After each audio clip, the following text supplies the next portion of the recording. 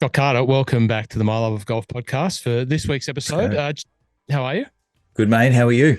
Fantastic. Thanks for coming back to your show. Thanks for having me on your show. I'm going to call it your show now because I think we're moving towards a bit of a permanent commitment here, and I'm liking what I'm seeing and feeling. So I appreciate you coming back, and I look forward to sharing many more podcast episodes with you. It's always great chatting with you and getting your ideas, and that's going to continue. So good stuff there. Episode just you and I this week. So no extra special guest, but plenty more extra special guests in the pipeline. Don't worry about that. Scott, how was your week in golf? I see on the Zoom video here, we did put the episode on Zoom last week. So if anyone wants to check Scott out, I haven't seen him in the flesh and before me on screen, you can check it out on our YouTube channel. A few more subscriptions would be great if you can Much subscribe. to see. Yeah. But what I'm looking at now is an absolute, it's one of the biggest weeks in Australian sport history. Yes, mate. So you've got your Australian World Cup jersey. I reckon that's like 2006 World Cup, that jersey? Yeah, I think it might be. I think it might be that one, mate. Yeah. But yeah, no, it's been a great couple of weeks of the Women's World Cup, hasn't it? So I was away camping with the young fella on the weekend, so I wasn't glued to the golf telecast, but geez, we've been glued to the Women's World Cup. It's just been absolutely captivating, and I've got two young kids, as you know, Roscoe, and they've just been right into it, mate. And a lot of sketching and drawing the different heroes and banners for the Matildas, and it's taken our household by absolute storm. So, mate, we cannot wait for tomorrow night. It's going to be an absolute cracker, I think. Well, I can't wait either. As a footballing fan, as a product of a footballing migrant family, it's in the DNA. Yep. It's been an absolute joy watching the women play. It always is whenever I've been able to tune in along the journey, and those pictures that everyone's sort of referencing now, you're going back to 2010 where they're playing in front of about 5 people, to see them turning up in front of 80,000 people, which is magnificent and absolutely deserving. It's really interesting to see, the barometer for me of things happening in the community is the barbershop. The Boys on C-SPAN Live's a barbershop because, it is absolutely the barometer of how current state of men's minds, which comes straight from Mrs. My Love of Golf to me. And it again, all of the men getting their hair cut are just absolutely frothing at this fantastic spectacle of women's sport. And it makes me think, and I got engrossed in the Women's AIG Open again, as I was last year, because I was there. I couldn't take my eyes off unless I was falling asleep on the couch, which was probably between about 12 and 1 o'clock most of those 4 nights that it was on. But I was absolutely engrossed in that Walton Heath AIG Women's Open and seeing the women play. And it's made us think, and we might come back to this topic. I don't want to go off topic straight away because we are going to talk about the Women's AIG Open, which was an absolute cracker. But it just makes me think, imagine if the women's golf could ride some wave from this Women's World Cup. If there's any way that they can learn something of how football have been able to encapsulate the world attention, especially in Australia, and harness that. I don't know what sort of arrows you can draw from that to that, but it's clear to me after watching the AIG Women's Open. Yes, it's one of the majors, and yes, it's a yearly event. It's not every 4 years, but it needs to keep moving up. It needs to keep elevating because more people need eyeballs on these golf courses and these great women playing golf. It was absolutely exciting. Let's dive in and talk about the Women's Open, mate. Yeah, sure, mate. I mean, it was a great event there, the AIG Women's Open, as you mentioned. We had our very first multi-major winner for the year in Lilia Vu. So winning her second major by 6 shots with -14. She tied the lowest round of the day and just really left them for dead, didn't she? Like everyone else kind of behind her just didn't make any moves. And she was outstanding, making plenty of birdies and just showed all the class of a world number one, which is where she's now sitting in the Rolex ranking. So really good win for her in that as a second major of the year. It was an absolute masterclass from Lilia Vu. Great story. I think if you're listening to this podcast, there's a fair chance that you've listened to several others, already, and they've told the story of Lilia Vu, stormed onto the scene, great college career, etc. Had an injury, went into a little bit of that sort of golfer's doldrums, and then comes back and then, wins a major this year at the Epsom, and then backs it up with an absolute performance over those last 2 days. And, in the face of the local favourite, paired with the local favourite in that final round being Charlie Hull, who was a fan favourite globally, but certainly a local favourite, lives just up the road. And, Charlie is just such a great ambassador for the women's game. She's fun. She smiles. She engages with the fans. She's openly has told people, she's got some ADHD. So, like, I can't imagine. Yeah, she's a great follow. Yeah. She's a great story, isn't it? Like she's the type of person that is kind of open and humble that, makes kids, hopefully young girls, want to follow her, look up to her, and she becomes kind of a hero, which, linking back to the Women's World Cup, we're seeing that happening in like real time here in Australia. But she was absolutely the crowd favourite. It was great to see her finish in a strongest finish in a major. Couldn't get it done on the last day. We talked about the crowd there, Roscoe. One thing I really found interesting that Lilia Vu said was that she loved the crowd also, right? It's her favourite major, their favourite crowd. And she talked about the crowd like not making it about them, which was in stark contrast to what I watched on Live, which we'll talk about later. But just, that difference in like the crowd just there to watch golf, watch great golf, appreciate amazing golf from the girls, really had an impact on Lilia. And hopefully there's, a lot of the young girls in the crowd that are finding some heroes on those fairways. That last round, I think it was the 12th. I haven't got it written down. I'm just going off memory. And I think it was at one of those stints where I'd fallen a little bit of a dozy asleep and then wake up to see the par 5, maybe the 12th on the back 9. Charlie, did I say Georgia Hall? Charlie Hall. If I said Georgia Hall before, I meant Charlie Hall.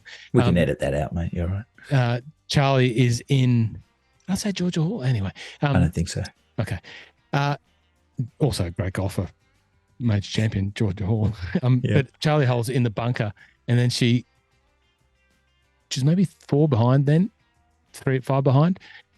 She drains it out of the bunker for an eagle. Lilia R's, she's through the back in 2, buried in some grass. She makes a par, so it's like a 2-shot swing. Comes to the next hole. Charlie's obviously got the honour. She absolutely smokes it. She does the whole little "I've smoked it" little foot kick. Which she does. I've got one on video from Muirfield last year. The little foot kick that she smoked it. Lilia Vu just stands up and hits it about 30 past her, and then Lilia's second shot she sticks it to about 6 feet, if that, probably inside it. And for me, that was the moment when, I don't think it was ever coming back from anything other than her ascendancy and stranglehold on that tournament. Those final 2 rounds, 67-67. But it was just great to watch. It was great to watch Walton Heath. It was often talked about, people were talking it up and saying how beautiful it looked. And, it's just classic golf, England sandbelt type architecture. The heath, obviously, the heather makes it look fantastic. It doesn't always bloom like that, and I don't believe that the heather always blooms that colour every year, but it made it look fantastic. Made it very tricky, like there were some parts of the fairways which were fairly generous in many respects, but, if you got it offline, and if you got it offline enough, because it's firm and fast and didn't land, stop and not run, but firm and fast golf, your poor shot on the edge of the fairway was punished. And that's what I think made it so great to watch. They had to play different shots. Yes, okay, they're not bombing it high and spinning it as much as the male counterparts, but they had to be creative, and it was just great to watch. It was just great. There was some other players there that I enjoyed watching as well. Now, maybe I got her name wrong last week when I said talking about the young lady who had the Achilles injury, who was limping at Scotland. It was Hugh Kim. I'm not sure if I said it was a Titical. Not sure. Can't remember. But Hugh Kim played pretty well for the main, just didn't get it done in the last day. She was impressive. But who impressed me the most, and she's impressed us in Australia, Jie Shin. Yeah, totally. Absolute killer. Absolute, just gets it done. There again. Plays well. She's been doing it for a number of years, and third place in a major. Fantastic. Another one that stuck out for me, another one of the women, predominantly because of her unbelievable golf swing. I think she's got one of the best golf swings in golf. Angel Yin. If you check out Angel Yin's golf swing, it is phenomenal. Absolutely phenomenal. In Australia, and the Australians, Grace Kim. Gracie Kim was up there. The top Aussie, made the cut and finished ahead of Minjee Lee. So it's great to see Grace Kim making a cut, performing well in a major, finishing as the highest Aussie, in and around some of the best players in the game, ahead of a Titical. Gabby Lopez was another golfer that caught my attention there for a while. She was playing pretty well. So, yeah, that was great. Loved it. Yeah. Anything else? Rossco, you've talked a lot about like how good the play was, right? And how good it was to watch. And you're a total golf nut. And I think anyone that is a total golf nut will appreciate all of those things and sit down for hours to watch it. But I think we need to find a way to tell the stories of these women and why they're so good and where they've come from and what their sacrifices are, and like just their story on another level, to give golf a chance to leverage what we're seeing with the Matildas and create some heroes out of these women. I mean, they need a stage, right? Like in the World Cup of football, men's and women's, there's no greater stage. We don't really have that in the game of golf, but I think we need to kind of create a stage. They need a stage. They need moments like we're having, with Australia and the Matildas.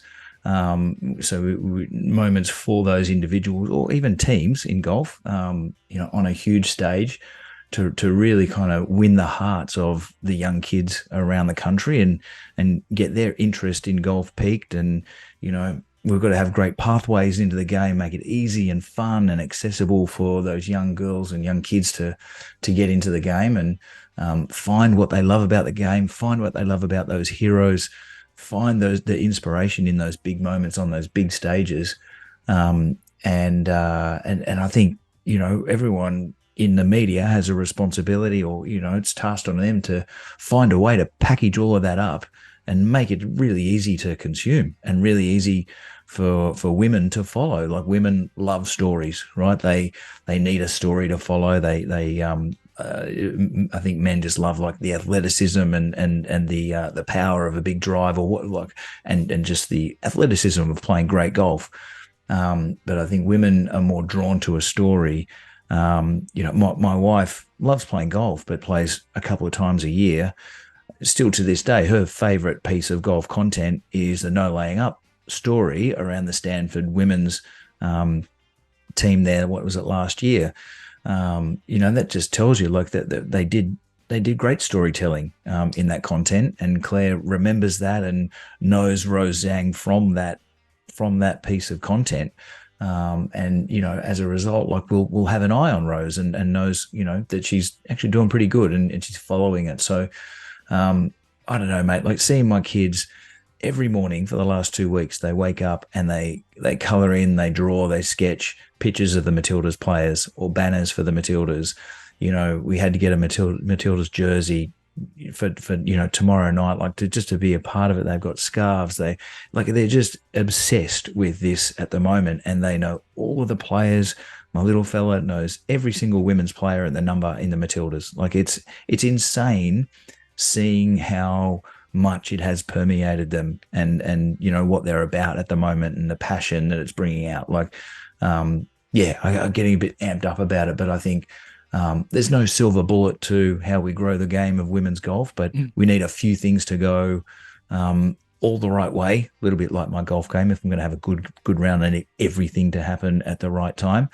But there's yeah, I think there's a few things that can happen for that to come to life, and hopefully Golf Australia is watching this Women's World Cup and figuring out how to like pinch a little bit of that passion for sport or that inspiration through sport, that we're seeing, in kids at the moment.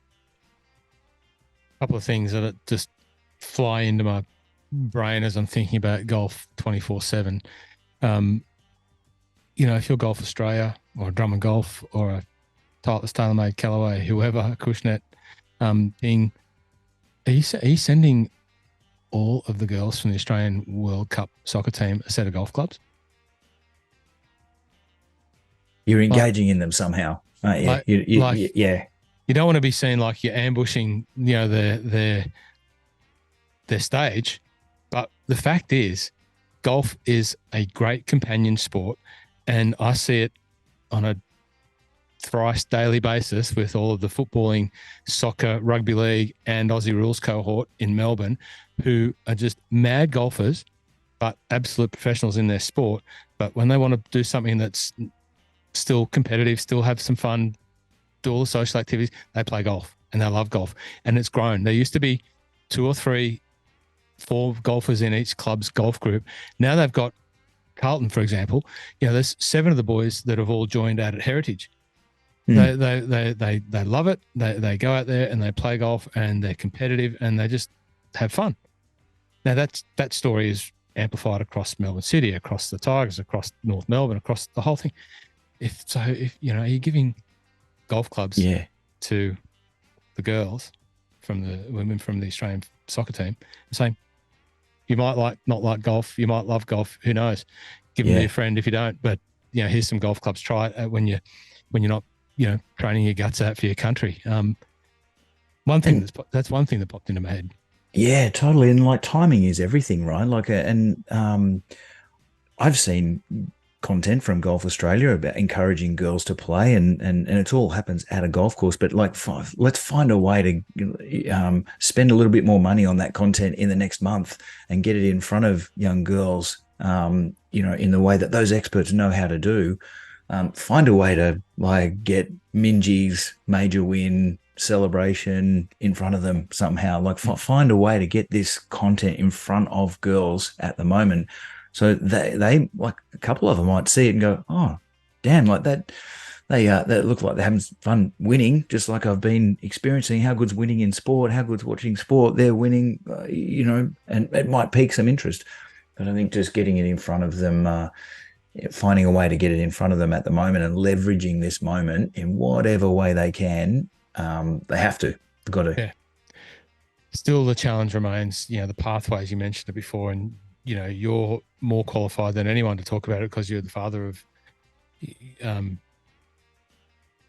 kids. 2 kids, sorry.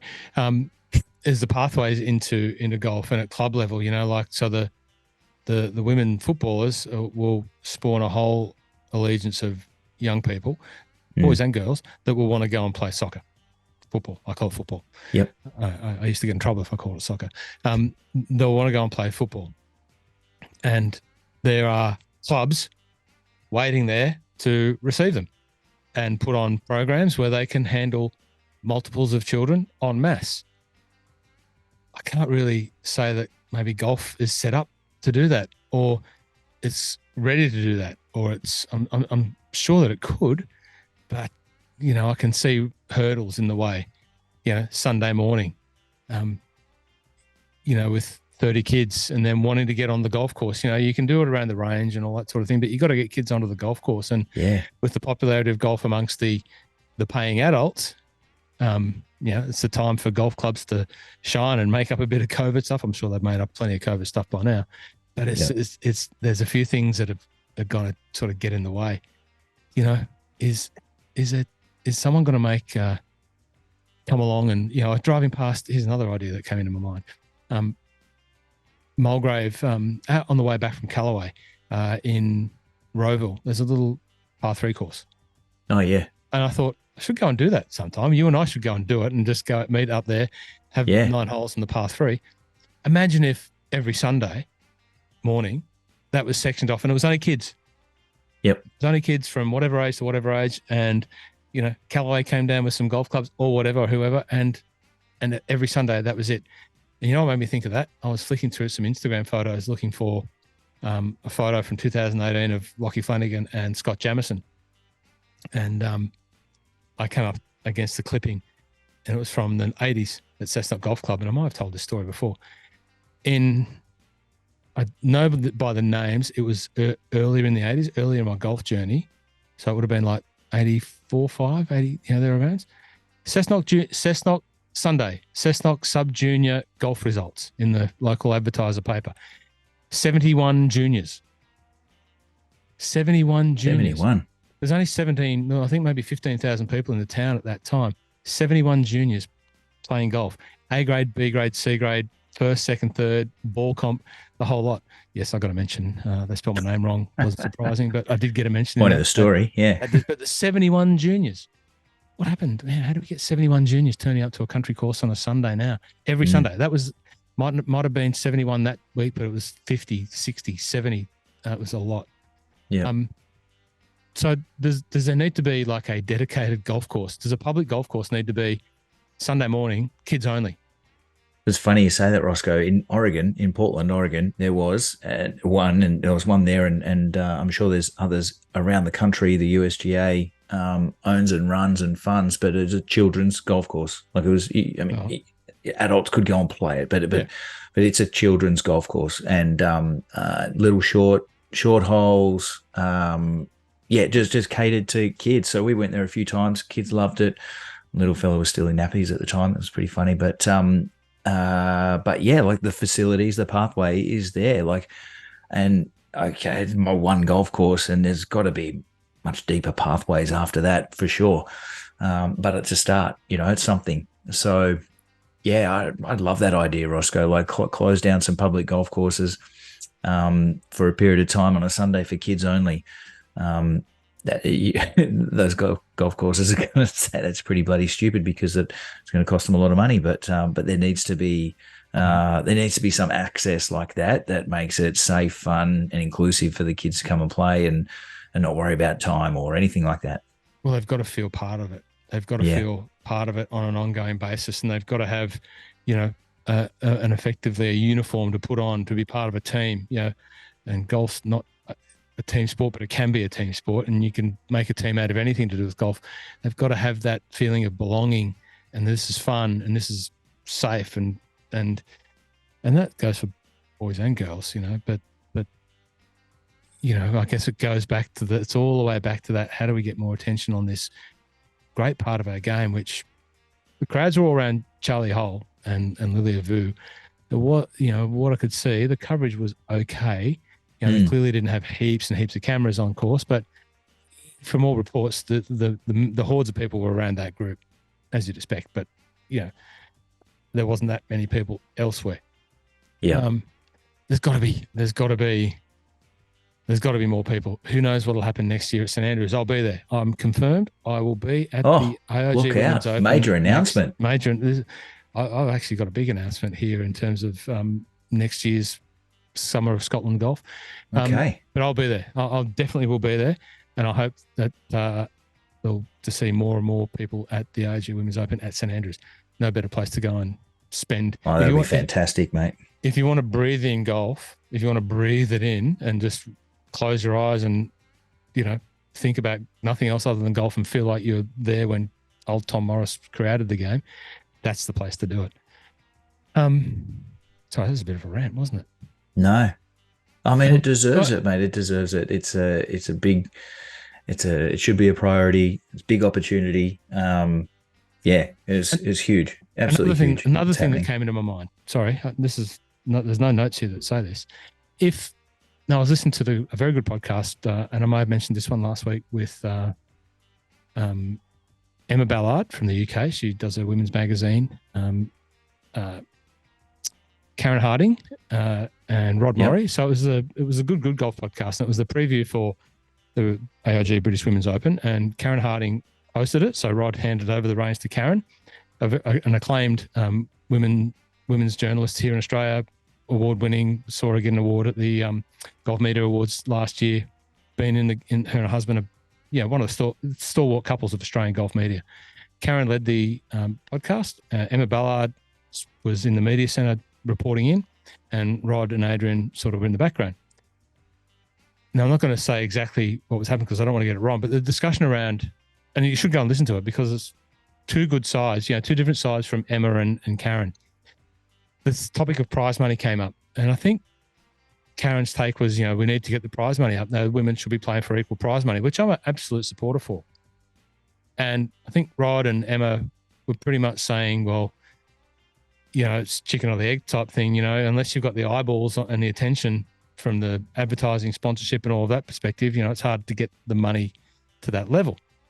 And they referenced how much the RNA put the prize money up for the men's open, et cetera, et cetera. And it has gone up, it has increased. But my question is to you, Scott, would you take prize money parity at this stage of the game? Would you, if someone said, here is a chunk of money, you can have it as prize money parity, or you can increase the prize money percentage-wise the same as it needs to be this year, and you can take the rest of that money and put it into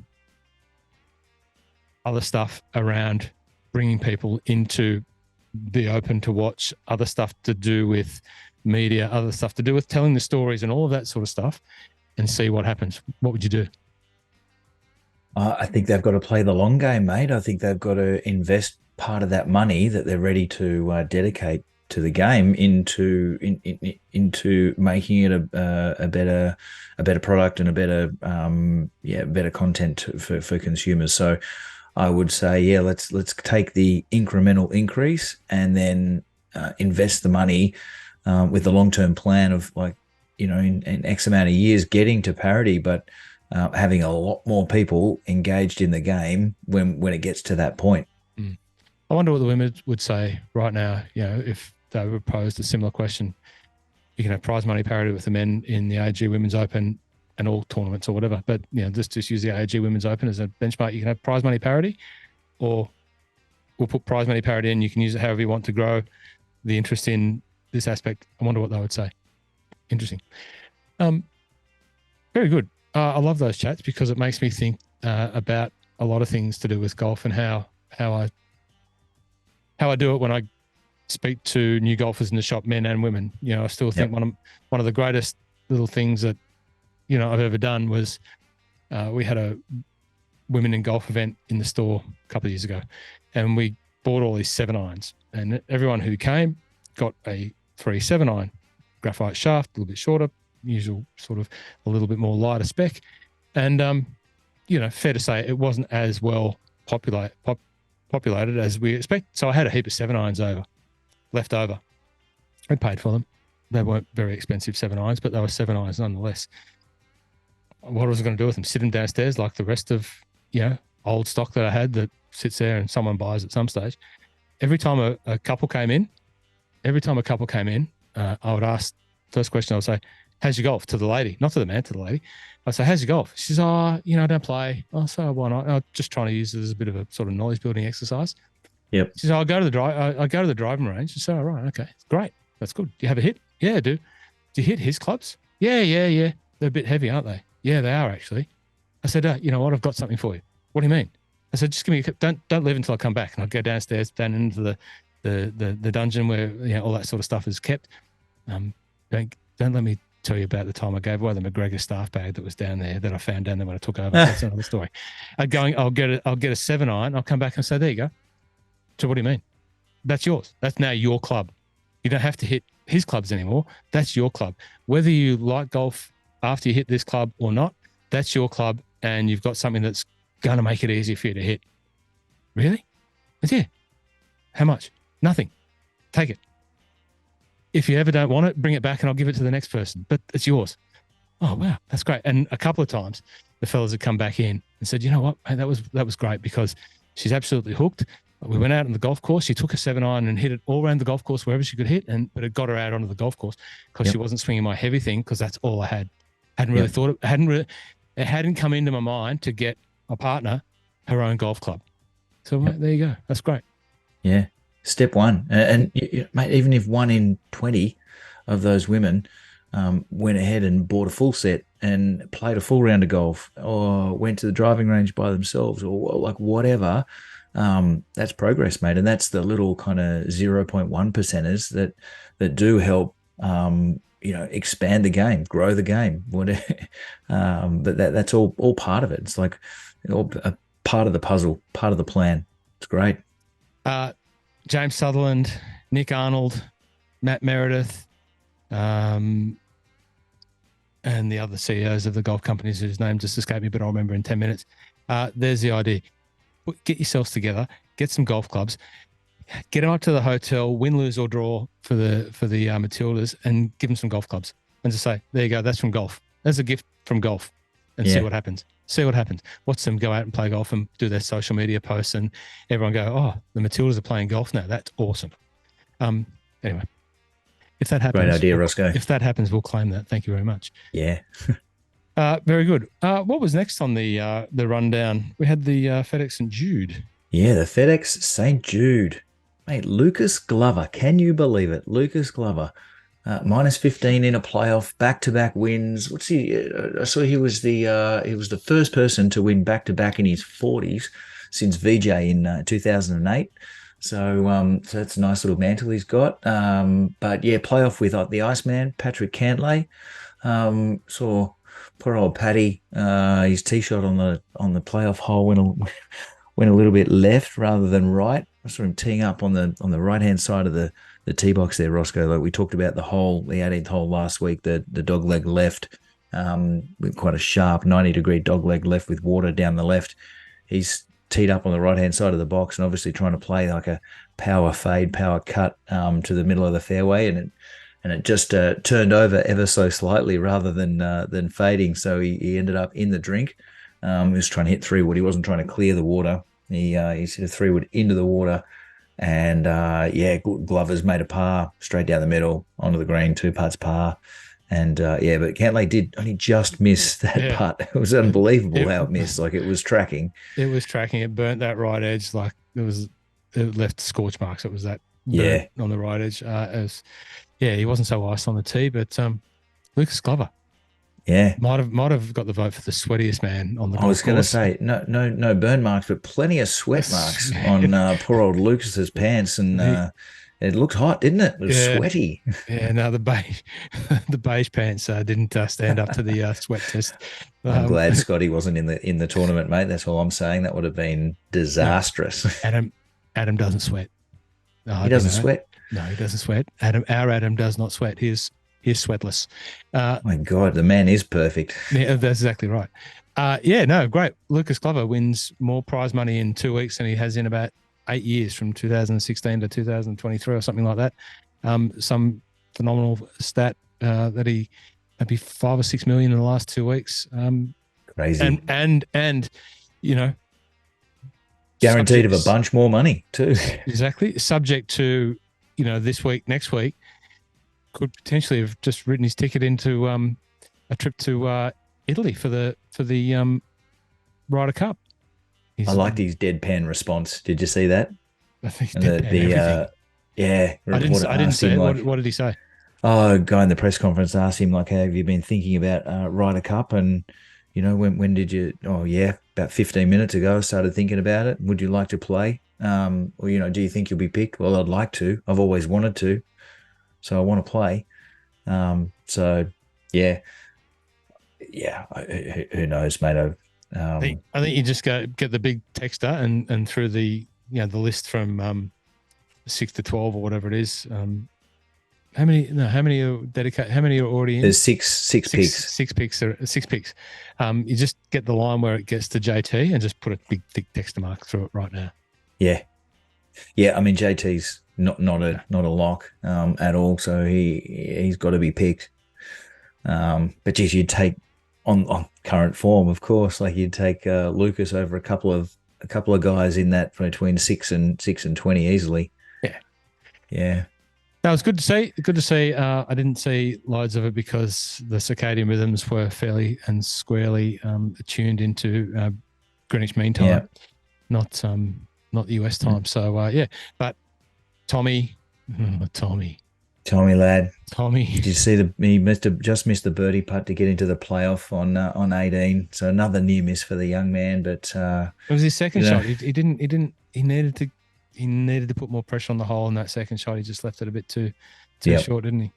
yeah, yeah. I mean, he's missed 2 cuts since May and had 6 top 10s, including losing that playoff in Canada. So like that's his last eight results. So yeah, he's definitely. We've been talking about him for a couple of months, I guess, or a month or so. But he's definitely got form, and he's heading into the Ryder Cup in that form. Rory also came pretty hard with his 8th top 10 in a row since May. Lurking. He's a top 10 machine. Back to Tommy for one sec. Question again. If you're Tommy, are you happy about the fact that you are the first player to win 20 million career money without a win? Are you happy about that? You okay with that? I think he'd be pretty happy with the money, but he'd love a win. Yeah. Like I think he'd probably give a couple of million back for a win. Probably, yeah, he probably would. Yeah, Rory lurking, dangerously close there. Spiethy lurking. Max. See, Cam Davis played his way into the top 50 with a solid T6. He's been playing backs to the wall for the last 3 weeks or something, hasn't he? Just to make it through, and he just keeps on delivering. So yeah, it's great to see him playing that way. Colin, -10, not bad. He's had a pretty rough year, not bad. Hideki did he play his way in as well? Hideki played his way in. I mean, he had a Sunday and a half to shoot inside the top 50. I think there was a rain delay there, Roscoe, and he kind of went out and knew that he had to make a lot of birdies, and so he just went out there and did it, and got it done. So yeah, he played his way in, and yeah, sad to see. So Nick Hardy getting emotional there. I don't know if you saw that interview. He just missed out. He was the bubble boy heading into that, but he just missed out. I like Nick Hardy. I like his swagger. He's one of his sponsors is actually Swag Golf. So they make putter head covers in the US. They make lots of limited edition stuff like short run product. They actually use Equal to do a lot of their launches, but very cool kind of fluoro, theme based, like a lot of skull and bone graphics, and just very kind of out there golf head covers that resale for a lot of money. Really, I didn't know I didn't know that part. But one of my favorite women golfers and a Nordfist is a Swag Golf ambassador as well. Yeah, they make putters as well, so they've got their milled putters as well. I think Nick Hardy uses his custom putter, but great, and like just a great golf brand, golf brand, adding to the culture of the sport. But speaking of putters, did you see Rory tried a new putter? I heard. Which one was it? The TP Reserve, the TaylorMade TP. Was it a TP Reserve? So no, I think he used that. No, he had the Spider in the bag for the first 2 rounds. Yeah, and then he switched to a Scotty Cameron Phantom X 5.5. Oh right. So, but he said, I didn't do any testing. There was 0 testing process. It was going to the garage and see what I had and just pull a couple out and go have a few putts. That was it. And so then he put it in the bag. But I think after the first round, or maybe before the third round, so after the first round he had it, it was either right before he put it in the bag or after the first round he played with it. He sent he sent his caddy to a local golf shop because it was half an inch too long. So overnight he had to shoot down to the local golf shop and get him to cut it down half an inch so he could get out there and feel a bit more comfortable with it. But then he had a cracking kind of weekend. Wonder why he has to go to the golf shop to get the tour truck had left. So the tour truck leaves on a Wednesday night. So there was no one there to do it. Yeah, okay. Yeah. So I'm used to the Open where the tour trucks stay the whole weekend and they don't leave until then. I thought the Titleist truck would stay. Titleist and Mizuno have some deal with the PGA Tour about being like they're the only ones that can be in view and the rest have to be sort of tucked away. And I thought part of that being in view meant they had to stay there for most of the event. Okay. But they could have went to the pro shop. The guy just would have taken the grip off, whacked a half-inch off. Surely. Yeah, you can't tell me these golf clubs, they don't have someone like me in the pro shop that could just say, yeah, no worries, Rory, I'll get it back out. It takes about get the hacksaw out. Takes about 3 minutes to do that job. I do it 5 times a day. Can I get this cut down? Yeah. Oh, can I come back in a week? I said, well, you can come back in a week. That's no problems. But if you just wait 10 minutes, I'll do it right now. Really? Yeah. Yeah. And you know what? I don't even charge them for it. It takes that. There you go. You're kidding. It's like the Seven Eye story. They come back. They get their, that leads to someone feeling like they need their new clubs gripped. There you go. Yeah. Anyway, sorry. Now, mate, speaking of inspiration. Giving away my trade secrets. Yeah. You're inspiring people to come back and play golf all the time, Rossco. But I was inspired by Tom Kim's fashion on the the Thursday, round one. So it was a bit wet underfoot, right? They'd had a few storms and everything was a bit wet. So old Tom Kim had the slim leg pants on, but they were white. And I think he didn't want to get them dirty, so he had them rolled up halfway up his calf. So he played the round with what looked like a pair of running capris. I don't know if you know capris. You're in apparel. Yeah. Well, I know capris because I sell them, to the ladies. To the ladies. It was a terrible look. It was a great look, mate. Have you ever run in a pair of capris, Rossco? I haven't run. It's very good, mate. It's very comfortable. There's a nice little breeze there on the lower leg. Can you send me a picture of you running in a pair of capris? There probably is one floating around. Well, you are the runner. You are the big Nike man runner. No, I didn't agree with the look, but I respect the fact that Tom Kim has some probably legacy issues from the time that he fell in the mud. Yes. So he's probably hanging on to a bit of stuff there. One of the most watched reels in my Love of Golf Instagram history when I recorded that off the TV and put some music to it, Tom Kim. So I can see why he might be a bit sensitive to getting his gear dirty. Yeah. But it wasn't good. Look, Tom, he's not a tall man. He's built like a short second rower type thing. He is a bit. Just shorten him up a bit too much for me. But anyway, no, good. Each their own.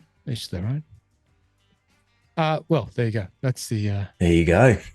So they move into the BMW Championship this week. Is that not correct? If I'm that is correct, mate. Yeah, BMW Championships are off to Olympia Fields, the North Course. Bloody hard course. This looks like Roscoe's 7,343 yards, past 70. Last time it was played here, people might remember Johnny Rahm. He won with a 4 under. He was in a playoff with DJ. And they both sunk dramatic putts on that last green. I just remember, DJ sunk a 40-odd foot putt to get into the playoff, as Johnny Rahm was kind of loosening up on the driving range, and then during the playoff, Rahm did exactly the same thing to him, but bettered him by about 20 feet. So 60-odd foot snaking left and right putt to seal the win. I remember John's celebration was pretty excitable. So yeah, but that was a -4 victory score. So the slope on this place is 150. 150, Roscoe. 150. The course rating 76.6. Wow. Oh, I'm gonna have to watch. I'm gonna have to watch that. 150. 150. Yeah, lots of trees, plenty of traps, small greens. Feels like a accurate golfer's golf course this week, mate. What would that do to your 4.7 GA? Is that going to make you play off a daily of 9 or something like that? Or I reckon. Well, I would hope my I think my 6.1 would be about 11. Yeah. What about off the blues? Off the blues or off the whites? Yeah. Yeah, off the whites. Yeah. Jeez. Yeah, it'd be 11, but I'd shoot 97.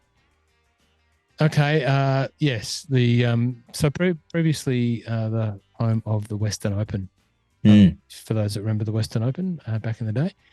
What else we got? It's plenty of big tournaments there. A couple of US Opens, KPMG, PGAs, Women's Open, Women's Major was there. Danny Kang won that one. Bent grass and Poa annua seems to be the surface of choice for all of the surfaces, greens, collars, approaches, tees, fairways, except for the rough, which is Kentucky bluegrass. Thick. And the North Course superintendent is the young gentleman by the name of Francisco Velasquez. Frankie. Yeah, Frankie Valley, Frankie Vella. I said young fella because he is a young fella, just 27-year-old. And started the course in 2016 as an intern and has worked his way up through being an assistant in training, assistant on the South Course and assistant on the North Course to now superintendent on the North Course. So another great story for young man in golf doing great things on a big time course. Well done to Francisco Velasquez. Okay. Who's your tip?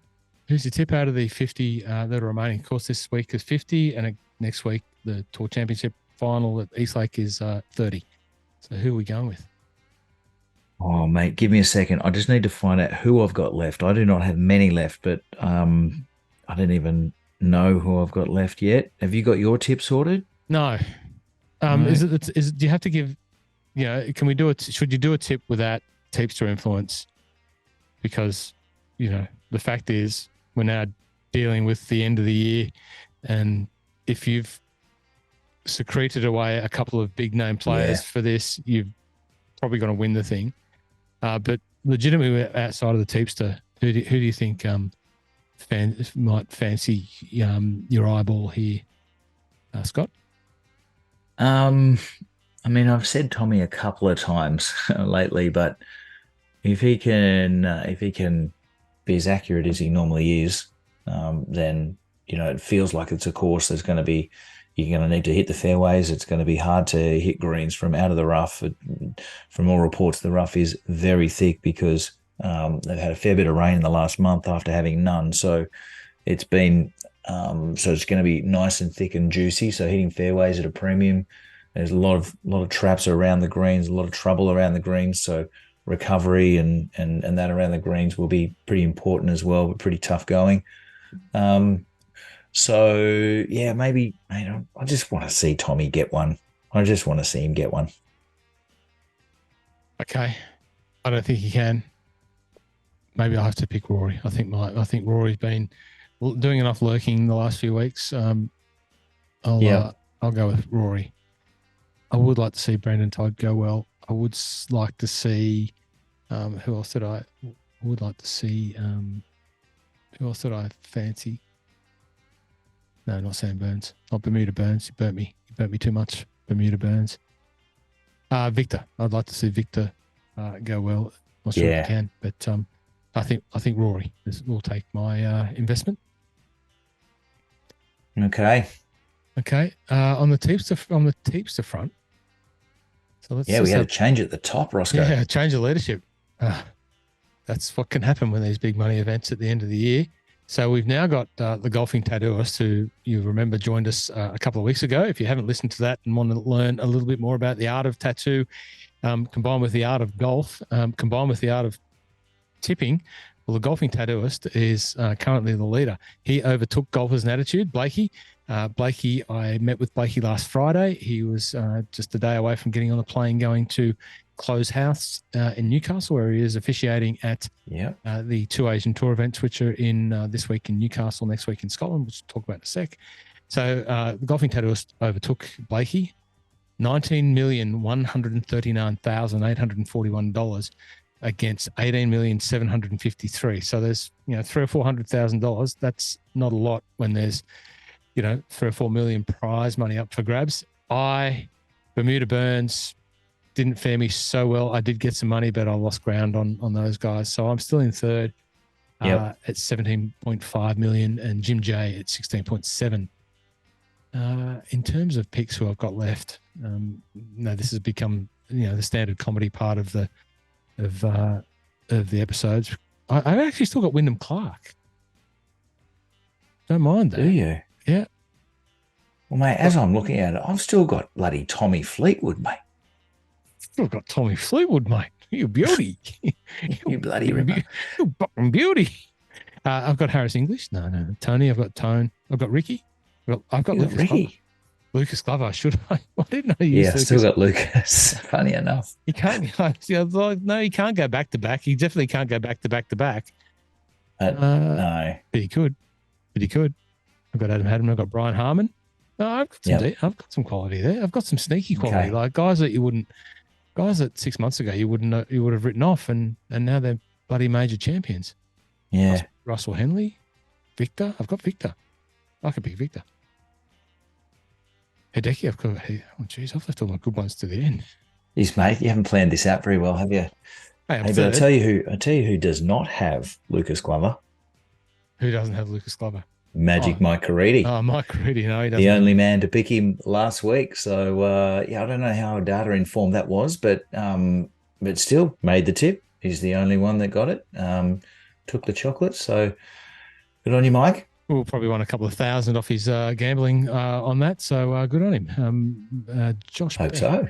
Josh Beck got Patrick Cantley. Meg got Rory McIlroy. Magic Mum got Magic's Tommy mum Fleetwood. still doing well. Sam Windsor got Tommy, and Docker 67 got Rory, and the golfing tattooist got Tommy for 1.16 million. Level FNEB, which is Ben Flavel, who you and I have met. We've had him down at Spring Valley. Correct. Ben is from Adelaide. He is a very staunch Adelaide United supporter. Likes to let me know every time Melbourne City are across there when he is on the ground. Ben, if you're listening, I hope you still do listen. I hope young Lockie Flanagan acquitted himself well enough and called your team in their win last night in the round of 32 at the Australia Cup at in Melbourne against Northcote Heracles. Northcote are a Greek-oriented club up in the Northcote suburb. They got beat 2-0 by Adelaide United. And Lockie Flanagan made his second time TV start on Channel 10 Play, alongside another good mate of the podcast, former guest of the podcast, and a very good mate of mine, one of the coaches of Melbourne City, Scott Jamieson. Interestingly enough, Scott Jamieson was there with Lockie Flanagan when he made his SBS radio internship at university, when he was doing his media communications university study for the 2002 World Cups ago anyway. Scott was the pundit there and took Lockie under his wing. And I didn't know Scott at the time. I said, "Hey, Scott, that's my young fella you're working with. Look after him." Within 30 seconds, he sent me a picture back of Lockie and my son. And it's just interesting to see that, 3 or 4 years later, here they are calling televised professional football together. It was a very proud moment for the Flanagan family last night. And Ben, I hope Adelaide United go on to do big things, but they've still got to overcome Melbourne City. There you go. Short interlude into proceedings there, Scott. Been a bit of soccer chat this pod, mate. It's good. I had to pump up my young fella. He's bloody good. Of course. That's great, Rossco. Good on him. He's been working hard. I can't believe it. Anyway, there you go. Proud dad moment aside. What else have we got? We got DP World Tour this week. So it's the ISPS Invitational. It's ISPS Hander Invitational. It's being played across 2 courses, and it's a men's and women's event. It's being played at Galgorm Castle and also Castle Rock. Galgorm Castle has hosted the Irish Open, I think the most recent Irish Open. Castle Rock, I'm not sure what's been there. It is one of these intriguing courses in Northern Ireland, which, when you do your little planning of where can I play, sort of Port Rush, Port Stewart, Castle Rock sort of sticks up there. It looks pretty good. I'm going to be excited to see it on TV because I don't know too much about it. But the men and the women play this alternate course sort of set up there. DP World Tour comes back after a week off. The G4D Open is being played. That's already underway. Mike Brown not off to the greatest of starts. Again, Mike Brown, a friend of yours and mine. We've played golf with Mike. He's like currently maybe 8th or 9th. Kip Poppett is just absolutely killing him. He's incredible, isn't he?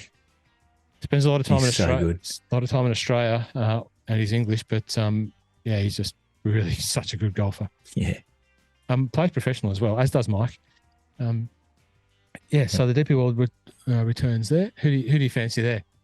Probably haven't done too much form there, but Mate, to be honest, I have not had a deep look at that field. I did see that Bobby Mack is in the field, so I guess he'd have to be right up there. But yeah, well, I did note that the Team Europe like selection, period finishes or kind of chance to earn some points for the Solheim Cup finishes at the end of this event. So I can imagine there's some girls there trying to knock the door down or make their case in this final event. Maya Stark won last year, but I do like the cut approach here, Roscoe. So 144 men and women, 144 men, 144 women, 36 hole cut down to 60, and then a 54 hole cut down to 35. I do like that approach as you kind of get into the Sunday finishes, but yeah, haven't had a look at much deeper than that, mate. It's a little bit of that Vic Open sort of feel in terms of the way that they're handling it here. Couple of Aussies in the field, couple of invitations. Connor McKinney has been given an invitation.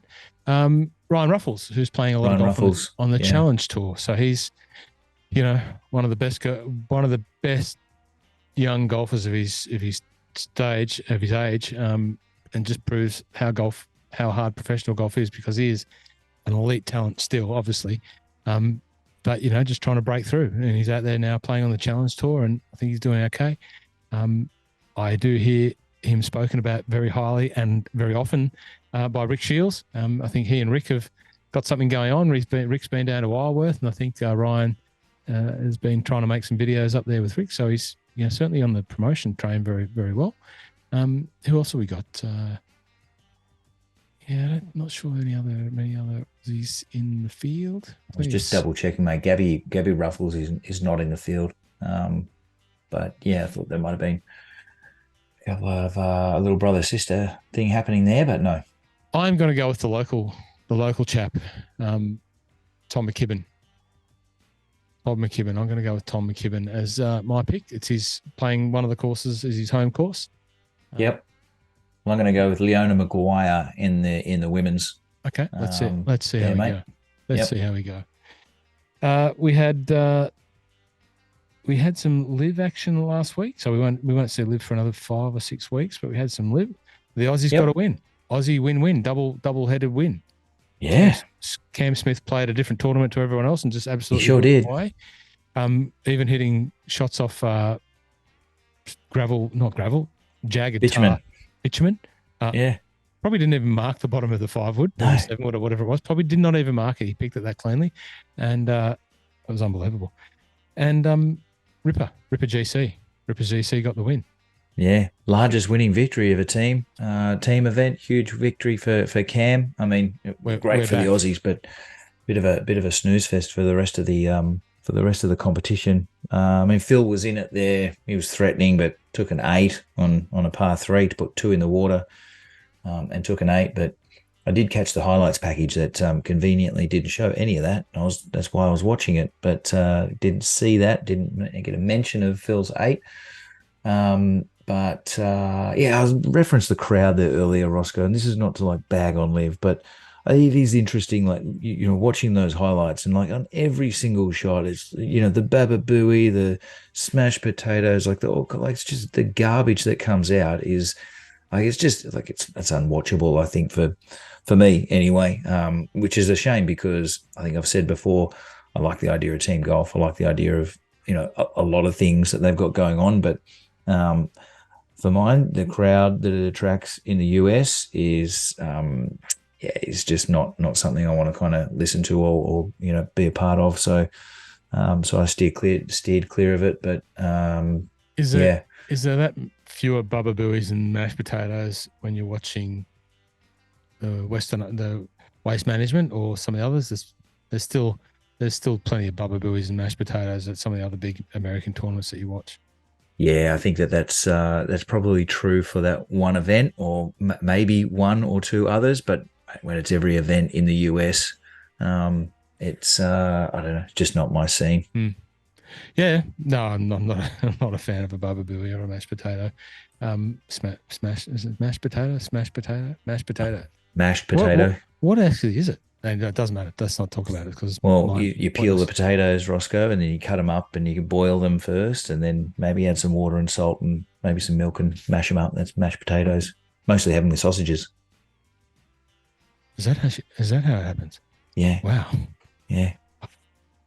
Clearly need to spend some more time in the kitchen. No, of course I know that. I'm married to, like that's my job is mashing the potatoes. Like I have to mash them because I've got the brute arm The strength. strength. Yeah, of course. When you're married into an Irish family, it's a very important staple. Yeah, I The guess mashed so. You're going potato. to know what It's mashed potatoes mashed are there. potatoes all the time. Yeah. No, I know what they are, but I just the reference to it anyway. Stupid. Okay, Liv. Hey, but like what one question on Liv still, Yep. and I guess it's only about Liv because they're the only ones who wear shorts. But like, why are these guys still wearing black dress shoes with shorts and black socks? Like it looks ridiculous.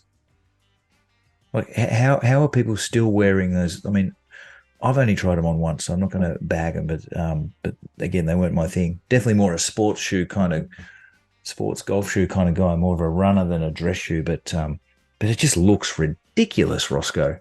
Black shoes with socks Well, with shorts. Well, no wonder they were banned at most of the private golf courses in Australia. Ask Bortz about that. He made a big thing about the course that he wasn't allowed to play because he had black shoes and black socks, championing in that very look. I don't mind it. Like I mean, if he was wearing the dress shoes, I'd agree with him. It looks ridiculous.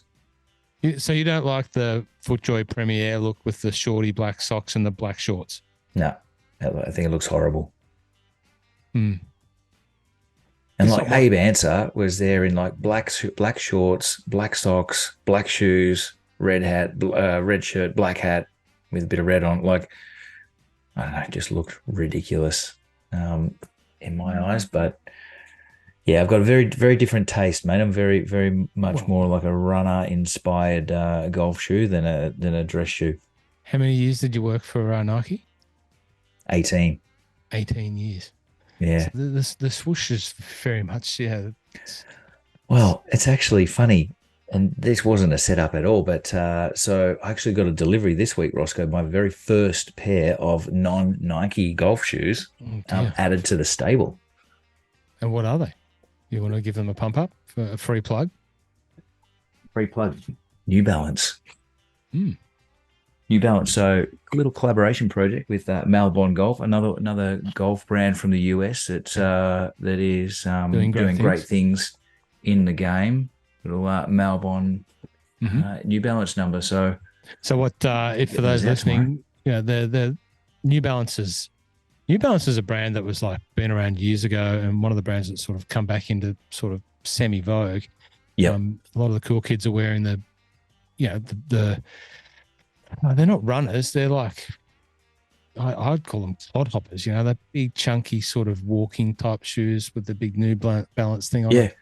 New Balance. They're having a moment. They are. It's more than a moment. They're doing great things in sneaker culture, and they've got some great projects and collaborations going on, and they are doing some really cool things. So they're definitely in the spotlight at the moment. So it's a great partnership with Malbon for both of them, to be honest, in terms of where each of them are at in sneaker and golf culture. So I had to get my hands on a little pair of those, Roscoe. Yeah, I know you can't resist a collab. When I finally decide to play golf in shorts, I'm not sure what year that will be, but it hasn't been for the last 4 years, guaranteed. When I finally do get to play golf in shorts, I'll have to bring out some fake tan this year for you, Scott, and we play golf together. Geez. I might have to. How does that go with the red hair, Roscoe? No, I get rid of that. Oh. Well, there's not much there because I only wear pants. It gets worn away, and there's not a lot of red hair there anyway.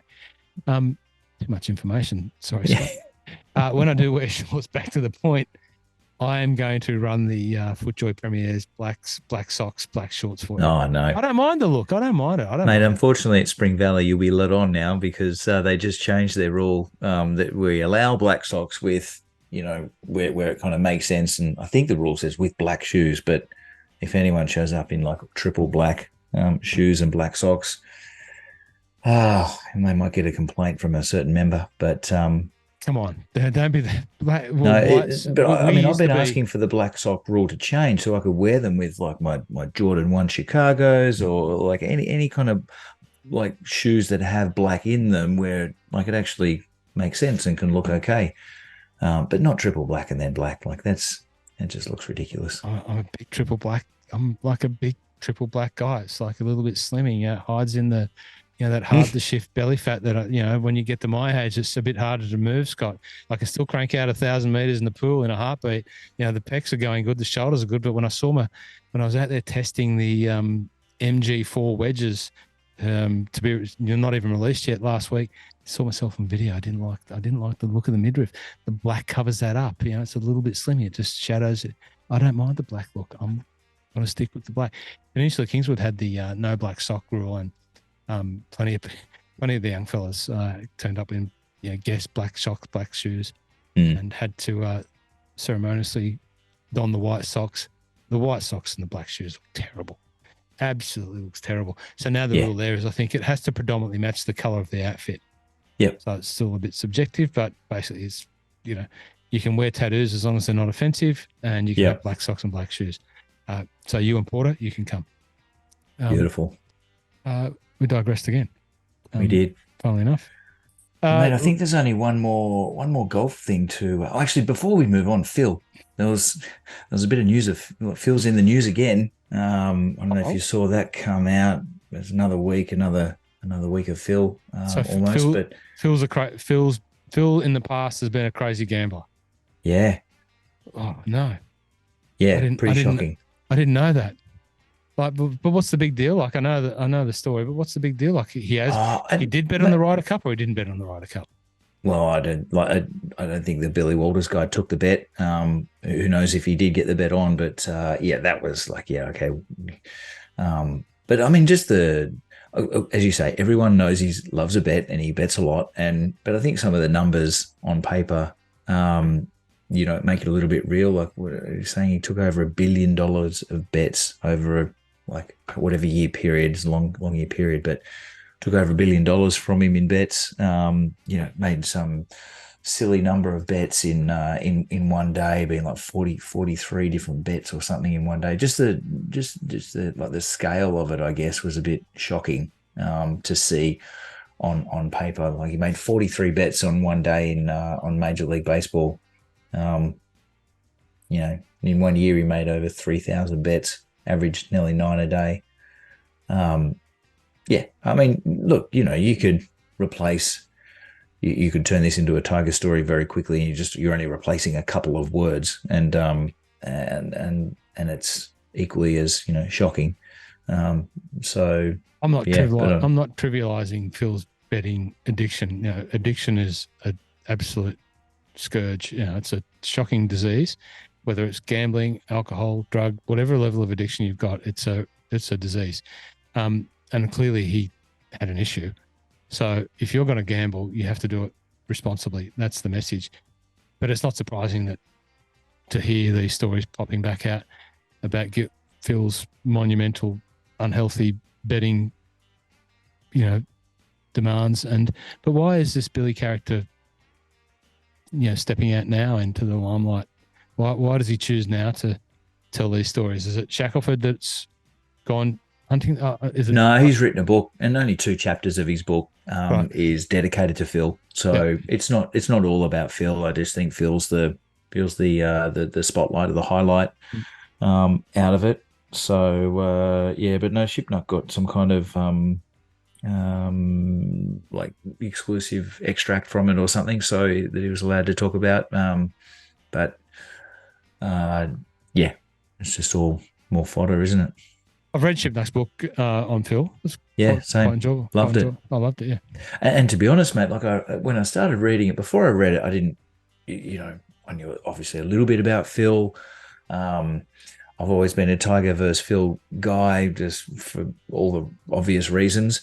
But honestly, after I read that book, I came away liking Phil, appreciating Phil, knowing how close he came on so many occasions, but didn't quite get it done. So I certainly came away from that book, more fond of Phil, let's say that, than I was when I first read it. But so, that was a great read.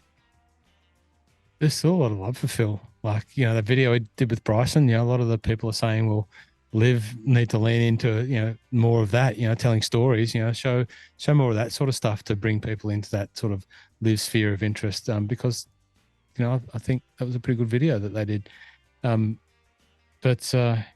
Phil, what a machine.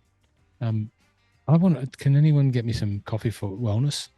If it has that same slimming effect that it's had on Phil, might help me not wear black as much for you, Scott. We do have another event. We've got the Asian Tour event at Close House. I think there's 19 Aussies playing in that. Some of the Asian Tour /Live golfers are playing. Poults, Westwood, I think their kids are playing. Patrick Reed, GMAC, Peter Uline. Some of the reserves are playing. So Wade's in that group. And a heap of young Aussies that are all sort of part of that Asian Tour. Tommy's playing over there. He's over there playing. Johnny Lyris is over there. I was chatting to Johnny Lyris. He was probably had the oddest situation of lost luggage. His golf clubs actually turned up, but his clothing didn't turn up. So he was. I messaged him. He was on a train from Edinburgh down to Newcastle. I said, "Sit on the left-hand side. Beautiful view. Few golf courses." He said, "That's exactly where I'm sitting." And wished him all the best and hoped his Adidas gear turned up. But just let me bring up the Asian Tour. It's at Close House, which is up near the border. I don't know the architect, but I know that it's the cult course. So he's put a few cult-esque type features on there. It's up near the River Tyne. Tyne's the river that runs through the middle of Newcastle there for all of the Geordies. It's very close to Scotland. I joke with any Geordie that I meet is you're really a Scot. They just got the border in the wrong spot. And they sort of, somewhat acknowledge that, but because they're, the good people are Geordies. The Geordies are salt of the earth, Northern English, and they've got that great Geordie accent. I always love having a laugh with the Geordies.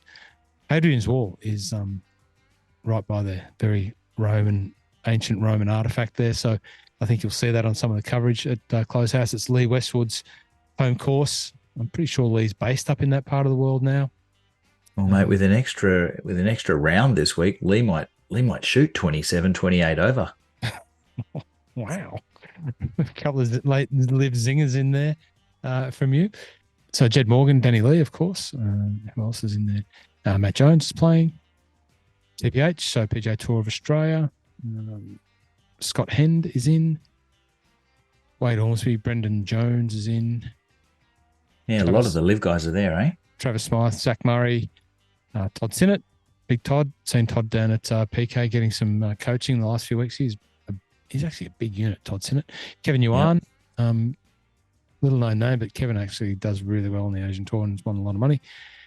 Ben Campbell from New Zealand's in. Andrew Dott. Terry Pilkadaris is in. Josh Younger is in. Marcus Fraser. I saw Marcus Fraser. He was leaving the golf club on Friday and he was getting on the plane the next day to head across.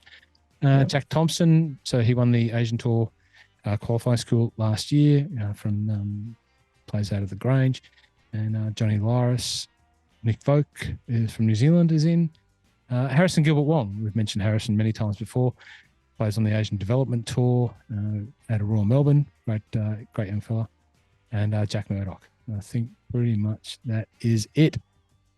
Good luck to all the players up there. I don't know too much about Close House, but looking forward to seeing it. And then we've got the Northern Territory Open this week. So the Australian Tour is back with a vengeance up there in the Northern Territory. Daniel Gale is my tip up there. Big Gailey. He's come back from the States. He's been, obviously, we saw his efforts at the 3M. Yep. Made a bit of if there was a PIF for a one event PIF, not PIF, or one event, what's the PGA Tour? The PIP. PIP, that's the one, PIP.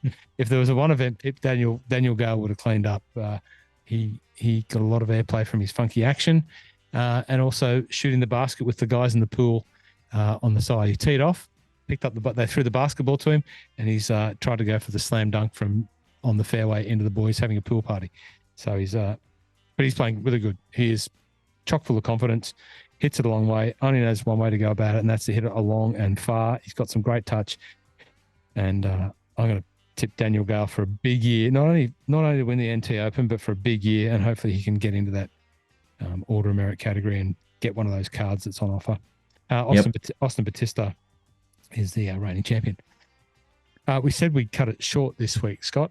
Not sure how we've gone with that. But one more event that's on Rossco. We've got that's already started as a US Amateur. Oh, so it's always a good week to see some future stars. It's down at Cherry Hills in Colorado this week. Last held the event there in 2012 when actually there was some future superstars in that event: Jordan Spieth, Justin Thomas, Hideki Matsuyama, Cam Smith, Xander, and Max Homa were all in that field. So it's always a good event to keep an eye on, and watch some of the names that might pop up in the next year or so. We saw Sam Bennett win last year and then made a splash on the PGA Tour, and especially in the majors. So a few names to maybe keep an eye out for. Gordon Sargent, he's the number one. He's a 2022 NCAA champion. Low amateur at the 2023 US Open at the LA Country Club.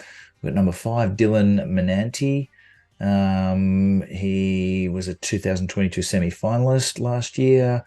Played in the NCAAs in 21. Number 9, Nick Dunlap. He's a former junior champion. He's won a couple of events recently. And then in terms of Aussies, also one that's missing. We know Rocket loves Michael Torbjornsson. So yeah, he's not playing. I can imagine he's turning pro. The young Thunder Cub. He's got a stress fracture in his back, unfortunately. So hopefully he can get that sorted out. Turn pro. We're going to win an event. And yeah, Aussies, we've got Jeffrey Guan. He had even in the first round, so he's going okay. 6 unders leading. We've got Tony Chen, Carl Phillips, and Harrison Crow all in the mix. But those guys are they need to get going in kind of round 2, so they're a bit off the pace. Shane Bacon's in the field too.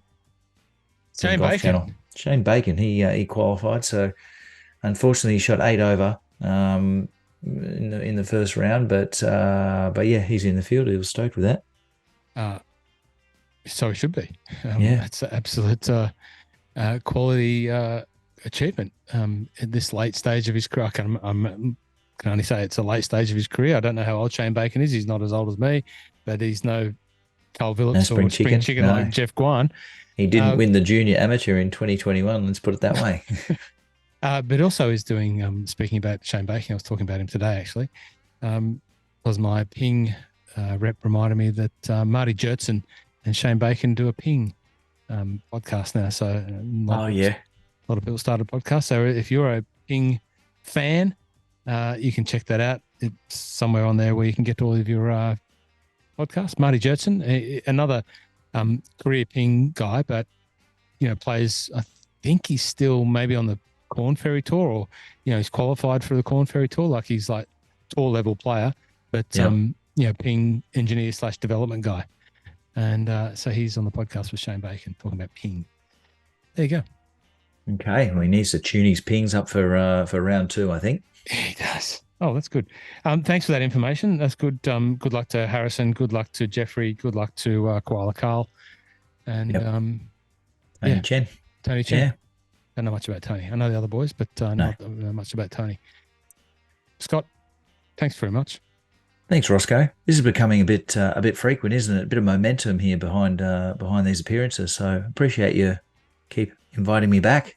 No, the invitation has been relinquished. It's not an invitation anymore. It's just a standing requisition, or it's a standing meeting. It's a standing meeting now. So no, you as I say, you're invited to stay as long as you want, Scott. I'm enjoying. If we can sit here for an hour and 20 and talk about golf, there must be something good about what we love about the game. This is the My Love of Golf podcast. My Love of Golf is sharing your love of golf. And for an hour and 20, that's what we've just done. Whether you like what we say, whether you agree or disagree with what we say, I am happy to be told all and otherwise and anything in between. any of the feedback you want to give us, if you've listened this far, please just drop us a note, drop us an email. You can find my email anywhere, and we'll talk about it. I do want to have a good episode next week for the grand final episode. I'm hoping to get a good guest on for us, and I'm not sure what you think, but we might try and get a couple of other, through the power of Zoom, we might get a few people in just to sit in the stands and watch along, and cheer along, and just maybe do not a live show, but maybe give some of the tips to fans, the great supporters, Pults, or give them the opportunity to come in and sit in with us while we do a podcast and see actually what makes this magic happen. It'd be great. Yeah. More the merrier, mate. And as long as your downloads have not declined rapidly over the last month or so, happy to keep doing it, and happy to having a great time doing it and joining in. So appreciate it, mate. Yeah, love to. They've actually grown, but if you want to help us grow even further, you just go to iTunes. If you listen on iTunes, which the majority of people do, and you like and you subscribe and you share and you do all of that rating stuff that people love, if you want to listen over there and do all that, that really does help the podcast. Until next week, Scott, I will see you then, and enjoy your golf. You've probably got a couple of games planned between now and then, and I'll see you soon. Thanks, Rossco. All right, mate. Thanks. We'll see you soon.